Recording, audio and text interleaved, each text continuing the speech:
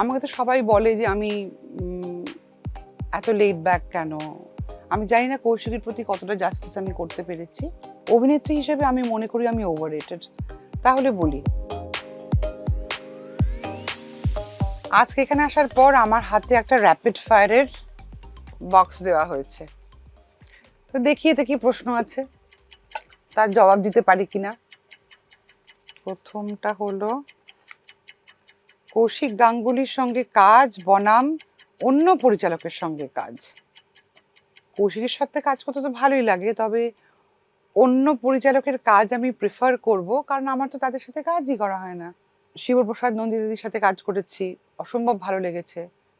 করণ জোহরের সাথে কাজ করেছি, খুব ভালো লেগেছে। সো অন্য পরিচালক।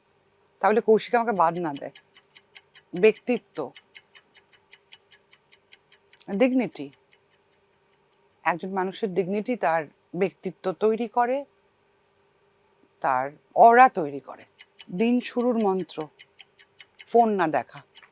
সকালে উঠেই কি মেসেজ এলো, কাকে কি উত্তর দিতে হবে, কোন কাজ আমাকে সাজিয়ে গুছিয়ে করতে হবে, এটা আমার কাছে একটা একেবারেই acceptable start of the day নয়। দিন শুরুতে শান্তি, একটা মেডিটেটিভ স্পেস, আস্তে আস্তে দিনটাকে শুরু করা। নিজের সাথে আগে দিনটা শুরু হয়, তারপরে আস্তে আস্তে অন্যদের সাথে। পাহাড় না সমুদ্র? পাহাড়। আমি বড় হয়েছি পাহাড়ে, কার্শিয়াঙের পাহাড়ে। কাঁথা মোড়া বয়স থেকে আমি সেখানে, 15 বছর বয়স অবধি আমি সেখানে। আমাকে অনেকে পাহাড়ি বলেও ডাকেন, শাশ্বতই আমাকে পাহাড়ি বলে ডাকে, কারণ আমার সবকিছু ভীষণ ধীরস্থির। পাহাড় আমাকে শিখিয়েছে যে ঈশ্বর প্রকৃতির মধ্যে থাকে। আমার কাছে প্রকৃতি ঈশ্বর। I believe in pantheism.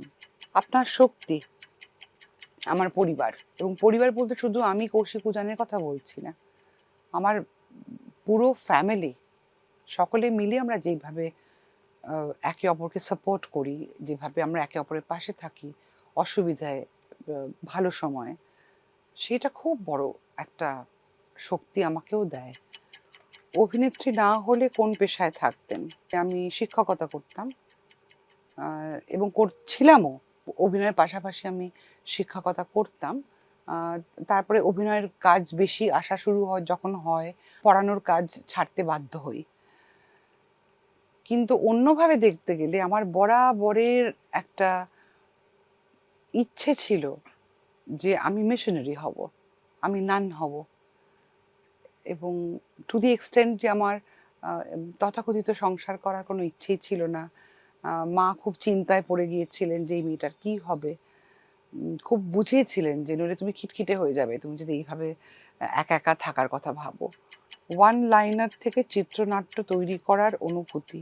একটা ওয়ান লাইনার থেকে চিত্রনাট্য তৈরি করা, সেটাকে একটা রিয়েলিস্টিক রূপ দেওয়া, সেটা একটা অন্য জীবনের মধ্যে নিজেকে ফেলে দেওয়ার মতো। মানে আমার তারিখ ছবিতে যখন আমি ভেবেছিলাম যে সোশ্যাল মিডিয়া থেকে একজন স্ত্রী তার তার চলে যাওয়া স্বামীকে আবিষ্কার করবে তার পোস্ট থেকে। মানে স্বামী মারা গেছেন, তারপরে মহিলা তার সোশ্যাল মিডিয়া পোস্ট থেকে স্বামীর কথা মনে করেন, ভাবেন এবং স্বামীকে নতুনভাবে চিনতে পারেন। এইটা একটা ওয়ান লাইনার ছিল আমার কাছে। আর তার সাথে ছিল মানে একটা আনটাইমলি ডেথ, যেটা মেটাফরিক্যালি আসলে ডেথ অফ কমিউনিজম। তো সেইটা তৈরি করতে গিয়ে আমি ওদের জীবনগুলো যেন যাপন করলাম। তো সেইটা একটা অসম্ভব ক্রিয়েটিভ জয়। স্ত্রী হিসেবে আর মা হিসেবে নিজেকে কত নম্বর দেবেন? স্ত্রী হিসেবে 5, মা হিসেবে 9। আমি জানি না কৌশিকের প্রতি কতটা জাস্টিস আমি করতে পেরেছি। আর উজানকে বড় করার ক্ষেত্রে আমার সর্বস্ব দিয়ে আমি সেটা করেছি। এবং আমি সেই ধরনের মা যে সন্তানকে আঁকড়ে ধরে না রেখে আমি ওয়েট করে আছি কবে ও নিজের ডানায় নিজে উড়ে বেরিয়ে যাবে। একটা এমন কথা যা আপনার সম্বন্ধে কেউ জানেন না। আমাকে তো সবাই বলে যে আমি এত লেট ব্যাক কেন। তো হ্যাঁ, আমি একটু ঘরোয়া, সেটা একটা কারণ। And also it's because of my lack of ambition. সেটা বলতে গেলে বলতে হয় আমার বাচ্চাকালে, তখন আমার বয়স হবে 4 এবং একটা স্পোর্টসে ছুটে যেতে হবে, ফিনিশিং লাইনে গিয়ে ট্রফি মুখে তুলে নিয়ে যে আগে পারবে সে জিতবে। তো হুইসেল বাজানো হয়েছে, সবাই ছুটছে। তারপরে আমি রওনা হয়ে আস্তে আস্তে গেলাম, লাস্টে পৌঁছালাম। তো আমাকে টিচার বোঝালেন যে তুমি লাস্টে যাচ্ছ কেন, যখন হুইসেল বাজাবে তখনই ছুটতে হয়। তখন আমি বলেছিলাম যে আমি ঠেলাঠেলি করে যেতে পারবো না, সবাই যাক তারপরে আমি গিয়ে টফিটা খাবো। তো সেটাই আর কি। সবচেয়ে পছন্দের বই গীতবিতান। তার মধ্যে যা জীবন দর্শন আছে, গীতবিতান পড়লেই তার একটা অন্য রকমের জার্নি শুরু হয় আমার মধ্যে।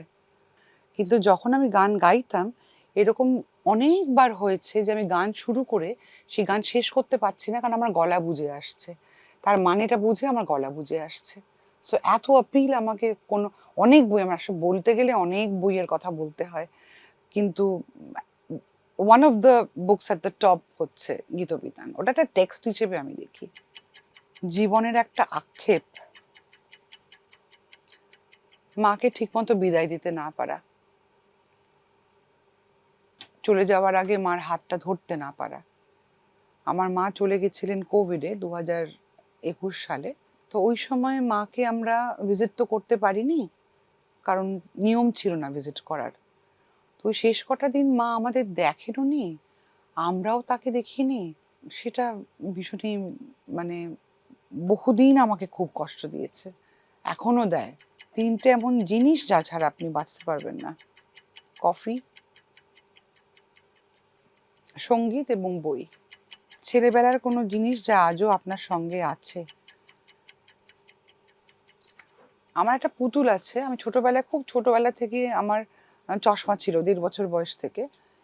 তো একটা চশমা পরা পুতুল আছে আমার, এবং সেই পুতুলটা ভীষণ ভালো কন্ডিশনে আছে, কারণ আমি বাচ্চাকালে পুতুল খেলতাম না, আমি বই পড়তাম, এইসব করতাম।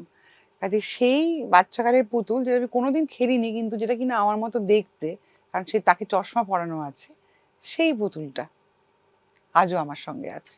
পরিচালক না অভিনেত্রী, কাকে এগিয়ে রাখবেন? পরিচালক। অভিনেত্রী হিসেবে আমি মনে করি আমি ওভাররেটেড, আর অভিনেত্রী হিসেবে। আর পরিচালক হিসেবে আমার এখনো মূল্যায়ন হয়তো হয়নি, কিন্তু মূল্যায়ন করার বাইরেও আমার স্যাটিসফ্যাকশন প্রচণ্ড হয়। কারণ আমি যখন একটা গল্প ভাবি বা তৈরি করি, আমি দর্শককে কী ধরনের সংলাপ শোনাতে চাই, কী ধরনের আবহ শোনাতে চাই, সেটা আবহ সঙ্গীত হতে পারে বা সাউন্ড ডিজাইন হতে পারে, কী ধরনের ভিজুয়ালস দেখাতে চাই, সেই ভিজুয়ালসের কী টোন হবে বা কী ফ্রেমে আমি শ্যুট করব, মানে পুরো সেই জগৎটাকে যেন আমি তৈরি করে ফেলতে পারছি। তো সেই যে ক্রিয়েটিভ স্যাটিসফ্যাকশন, এবং আমি ভীষণ পারফেকশনিস্ট, আমি ভীষণ আমার টিমকে খাটাই, নিজেও খাটি, ওদেরও খাটাই। তো সেই কাজটা আমার করতে অসম্ভব ভালো লাগে। সো পরিচালক। সারাক্ষণ শুনতে পারেন এমন একটা পছন্দের গান অনেকগুলো আছে। রবীন্দ্রসঙ্গীত আছে, যেমন উদাসী হাওয়া, যেমন ঝরা পাতা। উজান অনেকগুলো গান তৈরি করেছে নিজের ফিল্মের জন্য। বিবিডি বাগ বলে একটা গান, সেই গানটা আমি এখন লুপে শুনছি, খুব ভালো লাগে। তাছাড়া ইংরেজি গান আছে, যেমন Lennon, Dillon, cold play, pink Floyd, আমি অসম্ভব শুনতে ভালোবাসি। অ্যাডভেঞ্চারাস এমন কোনো কাজ যা করতে চান, করতে চাই কিন্তু করা হয়ে ওঠে না, সেটা হচ্ছে ট্রাভেলিং। নানা রকমের রিমোট কর্নার্সে গিয়ে ট্রাভেল করা, এবং সেই ট্রাভেলটা কিন্তু ফ্যান্সি হোটেলে থেকে নয়, সেখানকার মানুষদের সঙ্গে থেকে তাদের সাথে তাদের জীবনটা যাপন করা। সেই ধরনের ট্রাভেল আমার করার খুব ইচ্ছে বরাবর ছিল, হয়েই প্রায় ওঠেনি। কিন্তু সেইটা, অ্যাডভেঞ্চারটা সেখানেই যে আমি সব রকম কমফর্ট নিয়ে থাকবো না, আমি সেখানকার মানুষদের মতো, তাদের মতো করে তাদের সঙ্গে থেকে, তাদের খাবার খেয়ে তাদের জীবনটা যাপন করে কাটাবো। সেটা। ভালোবাসার প্রকাশ কিভাবে পছন্দ করেন? Through care. কোথাও কাউকে ভালোবাসলে কেয়ারটা সব থেকে প্রথমে আসে।